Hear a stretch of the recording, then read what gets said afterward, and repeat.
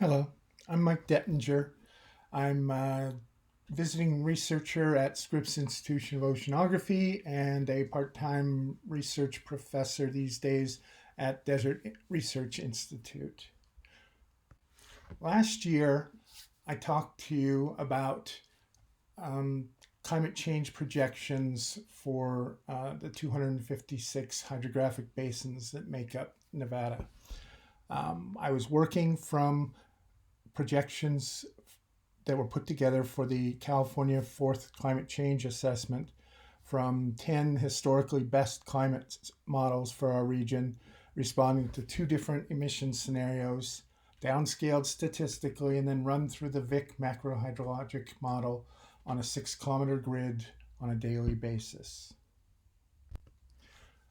To show you some of the basic results, here in the big map are the projected changes averaged over the hydrographic basins for the 2070 to 2099 period from 10 different climate models, each responding to two different emission scenarios. And this is the average temperatures. And you can see that from the histogram that basically we're looking at projections across the state that range roughly between 4 and 5 degrees C warmer.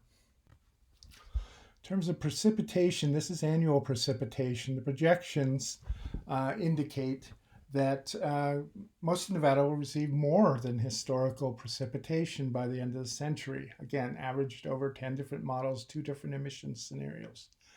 However, there's a big caveat on that, and that is that that's today's projections, the ones that are available right now. 7 years ago, we were working from the previous generation's projections, and they're mapped out in blue, the blue and red map there. And the red is where precipitation is declining overall by mid-century in that case. And you can see that most of Nevada is in the red zone. So it was showing drier, less precipitation results. We're in the process right now of processing the next generation's projections, and we'll see how that plays out. But anyway, caveat emptor. I'm not really saying that we necessarily will see a wetter in terms of precipitation in Nevada going forward, but that's what our best numbers right this moment show. Now, with those precipitation increases, the result is that once it's all run through the Vic hydrologic model, the median change, now I've switched to median, across the 10 models, two different emission scenarios, 20 different projections, are also for a wetter runoff future. And again, remember that precipitation caveat. If that turns out to be wrong, that things don't get somewhat wetter precipitation wise, then this certainly will follow suit. I'm going to stay focused on the median changes projections today, but I would just note here over on the left that there's a lot of richness to these ensembles, and you can build in various margins for error in your analyses so you can be as risk averse as you want. Today I'm just going with the middle ground projection, the median. All these climate projections that I showed last year were strictly for hydrologic responses as represented by the Vic model within the individual hydrographic basins. However, in Nevada, the large majority of basins may be connected to each other hydrologically. If you go back in time to the late 1980s, the USGS Great Basin RASA program put together on the map here on the lower left that was their best shot at how the water budgets work for all the different hydrographic basins across the Great Basin, including essentially all of Nevada. And the upshot is that as indicated here, some 240 out of 256 basins were hypothesized to be at least somewhat or potentially hydrologically interconnected. And so a basin by basin, ignoring interbasin connections approach is probably not going to catch what happens under climate change. The big colorful map here is just sort of peeling out the multi-basin flow systems as mapped out, hypothesized by the RASA program. And the only basins in this map that were thought at the time to probably be really closed, or to be, yeah, basically really closed basins, are the white ones in white. So not many of them. So how are we going to build this interbasin connections into a climate change projection looking forward? Let me see. In the upper left here are those median changes on a basin by basin basis that I calculated last year. On the lower left are the flow systems, sort of mapped out as I showed on the previous slide. And if I simply take all the 6 kilometer grid within each of those flow system boundaries and do flow system total projections of climate change impacts, I get the large map here.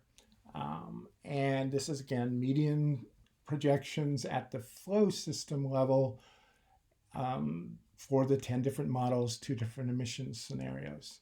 And the histogram down at the bottom compares last year's basin by basin result with this flow system total result in red.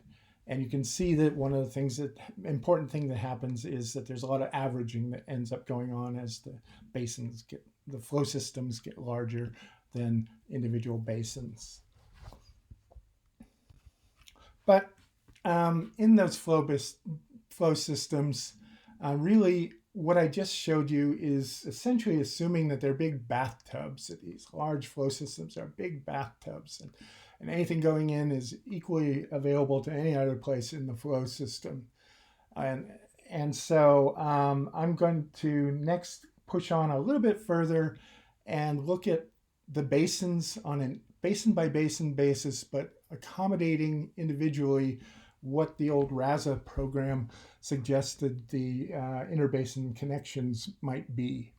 And there are 4 different ways that things happen in this model of the world. One is up there at the top, where looking at the brown circles as our targets in each case here, at the top there, you can have closed basins like the white ones on the map over on the side. You can have inflow from basins that are essentially upstream. You can have outflows from your basin to someplace downstream. And then you have, in many cases, these long multi-basin flow linkages. And what I'm going to do is by hand go through and take into account not just the change in the brown oval, but the changes in the upstream ovals under climate change. So the map here, the big map here, is the median basin by basin changes that I had in hand by last year. And all these red arrows are the hypothesized interbasin flow connections from the old RASA work. And the blue arrows are where there's a major river system. And frankly, I don't know how to deal with those. I think we need a different model than the simple calculations I'm doing to accommodate those places where the major river flow systems are cutting across all these basins quickly and changing in overall status. I'll give you spoiler alert that with this simple taxonomy that I showed you on the previous slide, and estimates of corrections to accommodate these interbasin flow systems, there are two major factors that determine whether or not large modifications to the local water budget climate change projections are required to accommodate the interbasin flows. One is how large are those interbasin flows, especially in terms relative to the local basin budget. And the other is how different are the projected budget changes between the two basins that are linked. If they're basically both changing by 20%, let's say, then my percentage change in the downstream basin ends up working out in the wash so that there's essentially still a 20% change, even though there is some water coming in from the side, but it's increasing by 20% also. So here we go. And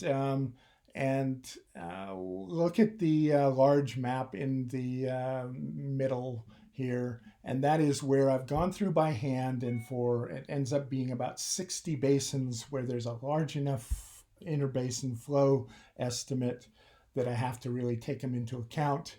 I should say that's neglecting the Humboldt and Truckee systems where the surface water flow is just sort of overwhelmed my ability to sort out what the heck was going on, and we would need a whole different model to think about that. But taking by hand and doing those sort of corrections that I cartooned on the previous slide, I end up with this map on the upper right. And that's to be compared to the basin by basin stuff down in the lower left and the bathtub stuff in the upper left. This is what I end up with. And again, neglecting the Truckee Humboldt systems for now. A histogram down there is probably the quickest way to see what's going on. And you'll see that now with the blue, which is including those by hand, but those interbasin flows, what we get is some narrowing of the distribution like we saw with the bathtub results. But look at that big spike at zero changes on the that are 0%, roughly 0% of the historical budget. What's going on there is that we've got a lot of places, and they're hatchered up here in the big map.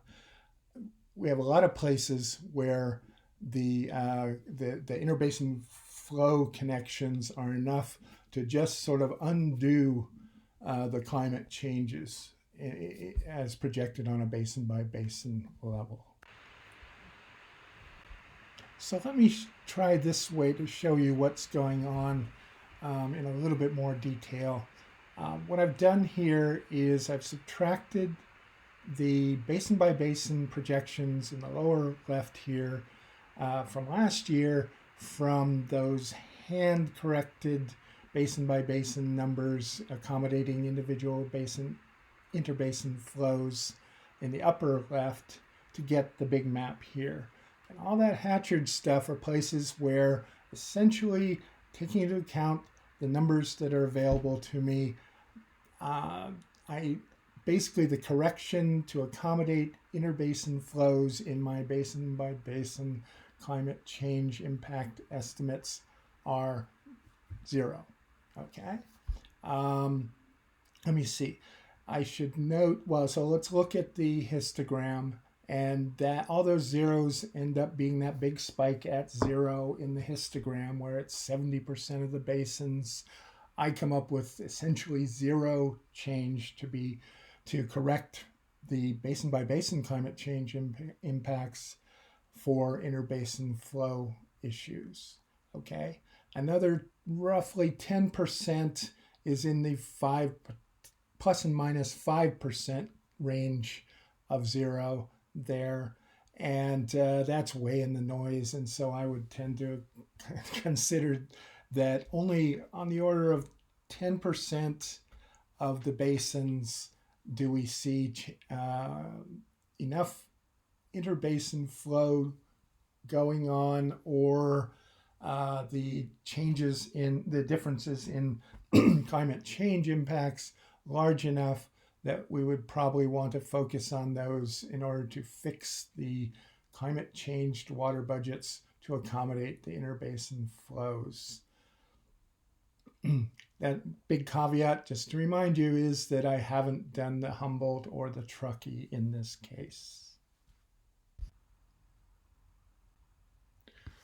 So to conclude, what I've tried to show you is that with projected climate change impacts on basin water budgets for Nevada, um, using today's projections of climate change and interbasin flow estimates from way back in the 1980s, are smoothly varying enough and in most cases small enough so that corrections needed to the basin by basin climate change impact estimates to accommodate the interbasin linkages are pretty much negligible for the large majority of Nevada basins. I talked to you a little bit already about the two main factors that determine the size of those corrections, and so I'll just say that the upshot of this is that if these results hold up, then we can begin doing climate change projections for the large majority of the state um, essentially now. However, those interbasin flow estimates are from the late 80s. They're pretty old by now. And so for climate change planning and other purposes, we really could use a new set of modern basin budget and flow system estimates. And so I commend you to the Nevada State Water Inventory session this afternoon, where a proposal to update those estimates will be discussed. And with that, I'll just say there's a question and answer period after the rest of these talks, and I hope you have some good ones.